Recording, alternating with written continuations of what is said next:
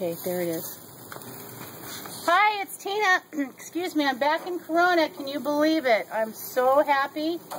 Tonight, we actually had to do our video over again because my sister doesn't know how to work a droid. The first time I have somebody to videotape me.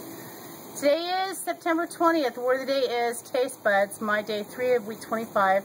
My taste buds are going crazy right now because I haven't had a steak in almost 2 weeks. Anything like this anyway. Check it out. Look at that. My Brussels sprouts. Can you believe it? I can't really, well, I can turn it real quick, but I thought that would be different. That looks pretty cool on the ring. What does it remind you of? Flintstone Club. The Flintstone Club? Yeah. The Bam Bam? Yes, they're vegetarians now. Anyway, so it should be really good. I think when they start getting done, they might start popping off. I'm not really sure. I've never done this before, but it's different. I think it's really cool. So the ribeye, one's being blackened, the other's not. And we got some potatoes going on in the house. And back on my grill that I missed and all my tools. It's all great. Everyone have a great night. Bye. Press the red button.